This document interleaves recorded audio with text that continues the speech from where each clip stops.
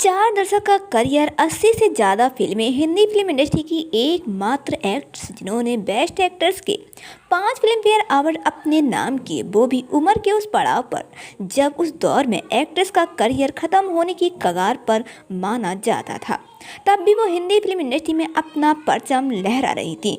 इतना सफल करियर, इतनी ऊंची उड़ान, तब भी नूतन को समाज के दिए दर्द से गुजरना पड़ा, ताने सुनने पड़े, जिसे आज के ज़माने में बॉडी शोमिंग कहा जाता है।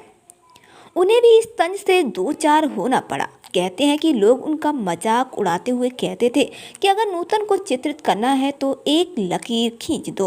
उनकी तुलना अगरबत्ती से होती थी, पर उन्होंने अपने शानदार काम और करियर से इन लोगों की बोलती बंद कर दी। आइए आज हम आपको नूतन के बायोग्राफी के बारे में बताते हैं कि उनका जन्म कहाँ हुआ था और उनके पिता कौन थे।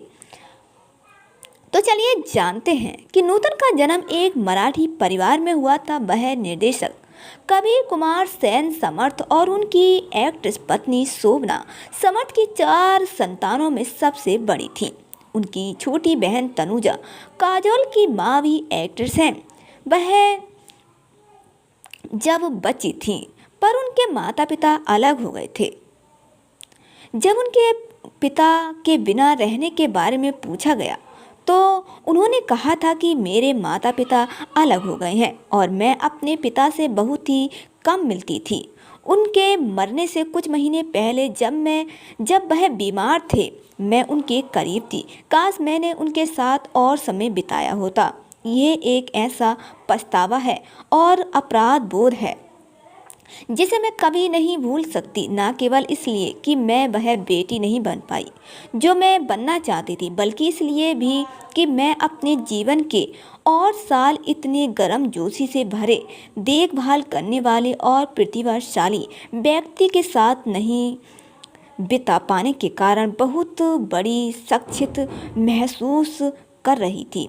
वह मेरे जीवन को बहुत ही समृद्ध बना सकते थे। वह अपनी माँ के बहुत ही करीब थी।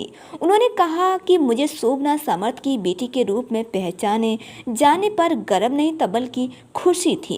एक बार स्कूल शो के दौरान एक टीचर जो मुझे तैयार कर रही थी, उसने अचानक कहा, तुम शोभना समर्थ जैसी दिखती हो, क्या तुम उनके किसी रिश्ते में हो?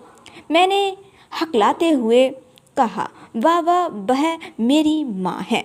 सालों बाद मेरी माँ की मुलाकात यूरोप में किसी से हुई जिसने उनसे पूछा कि क्या वह नूतन नाम की इंडियन एक्टर से किसी रिश्ते में है।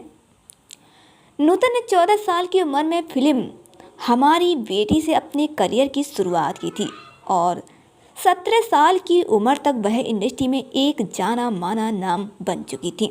लेकिन कुछ फिल्में करने के बाद वह स्विट्जरलैंड में पढ़ाई करने चली गई। हालांकि जब वह वहां से लौटी तो उन्हें फिल्मों के ऑफर मिल रहे थे। उन्होंने बताया कि मैं बहुत ही पतली थी और इंडस्ट्री में एक मजाक था कि अगर आप नूतन को चित्रित करना चाहते हैं तो बस एक सीधी रेखा खींचें।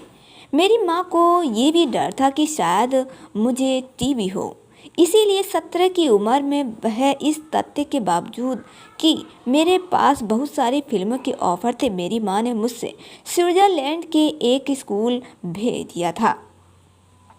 नूतन ने बताया था कि स्विट्जरलैंड में बिताया गया एक साल मेरे जीवन का सबसे सुखद साल था। मैं खेल सकती थी, पढ़ सकती थी, आज़ाद हो सकती थी और अपनी टीनेज में जो कुछ भी नहीं कर पाई उसे पूरा कर सकती थी। मैंने एक सेक्रेटरियल कोर्स किया जो कई गुना फायदेमंद साबित हुआ। मैं अपनी टाइपिंग, अकाउंट, टैक्स से जुड़े मामले, अपने पैसों के मामलों को ठीक करने के लिए ज़रूरी हर काम करती हूँ। मैंने फ्रेंच सीखी है जिसे मैं अभी भी बोलकर और लिख सकती हूँ। जब मैं भारत लौटी तो मेरा वजन 40 पाउंड ज़्यादा हो गया था और फिर एक शानदार दौर शुरू हुआ। भारत वापस आने के बाद नूतन फिर से फिल्मों में लौट आई और फिर कभी पीछे मुड़कर नहीं देखा। उनके नाम अभी भी बेस्ट एक्ट्रेस के लिए सबसे ज़्यादा फिल्म फेयर अवार्ड जीतने का रिकॉर्ड है। 30 साल बाद 2011 में ही उनकी भतीजी काजोल ने भी इस श्रेणी में 5वें अवार्ड जीतकर उनकी बराबरी की है। वह जया बच्चन के बाद सबसे ज़्यादा अवार्ड जीतने वाली फीमेल एक्ट्रेस हैं, जिन्होंने एक्टिंग के लिए 6 अवार्ड जीते हैं। 1974 में उन्हें पद्मश्री से सम्मानित किया गया था, लेकिन सब कुछ होने के बावजूद उन्होंने कभी भी अपने ऊपर हावी नहीं होने दिया। उन्होंने कहा था कि मुझे जीवन में बहुत कुछ बहुत पहले ही मिल गया था। मुझे लगता है कि मैंने सही समय पर सब कुछ हासिल कर लिया, लेकिन मैं इसे कई लोगों की तुलना में थोड़े से ज़्यादा समय तक बनाए रखने में कामयाब रही। एक्टर्स या एक्ट्रेस के मामले में यह साल 15 साल के समय में फीका पड़ जाता है या किसी दूसरी श्रेणी में चला जाता है। मैं 30 से ज़्यादा सालों तक लीड एक्ट्रेस रही और मेरा बदलाव धीरे धीरे सहज हो रहा था। हाँ, मुझे अचीवमेंट का एहसास होता है, लेकिन इसका क्रेडिट पूरी तरह से मुझे नहीं जाता। इसमें किस्मत का बहुत बड़ा हाथ था। हालांकि मुझे ये स्वीकार करना चाहिए कि मेरे लिए ये आसान रहा है, लेकिन एक अभिनेत्री के रूप में उनका जीवन विवादों से अछूता नहीं रहा। उन्होंने एक बार एक्टर संजीव कुमार को थप्पड़ मारा था क्योंकि वह उनके कथित रिश्ते के बारे में बयान दे रहे थे। घटना के बारे में बात करते हुए उन्होंने कहा था कि संजीव को थप्पड़ मारना एक बहुत चर्चित घटना बन गई। उन्होंने एक बहुत ही लापरवाह, गैर जिम्मेदारी वाला बयान दिया कि उनका अफेयर है और इससे मैं बहुत ही क्रोधित हो गई। मेरा नाम कभी भी किसी घोटाले से नहीं जुड़ा और जब उन्होंने जो कहा मैं बहुत नाराज़ हो गई। मुझे उन्हें उनकी जगह पर रखना था। जब मैंने जो कहना था कह दिया तो मैं शांत हो गई और कहा कि चलो लव सीन ख़त्म करते हैं, और हमने ऐसा किया। 11 अक्टूबर 1959 को नूतन ने नौसेना के लेफ्टिनेंट कमांडर रजनीश बहल से शादी की। 1961 में दोनों का एक बेटा मोहनीश बहल हुआ। हालांकि उन्होंने घोषणा की थी कि वे अपनी शादी के बाद फिल्मों में वापस नहीं आएंगी, लेकिन अपने पति के आग्रह पर वो वापस आ गईं।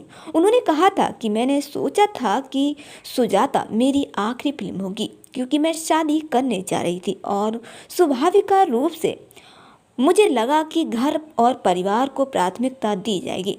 लेकिन रजनीश ने कहा कि अगर तुम एक चित्रकार या लेखिका होती तो मैं तुम्हें अपना काम बंद करने के लिए नहीं कहता और मैं ऐसा नहीं करूँगा। हालांकि तुम एक अभिनेत्री हो, हर तरह से जारी रखो, लेकिन कम फिल्में करो, अपनी भूमिकाएं चुनो।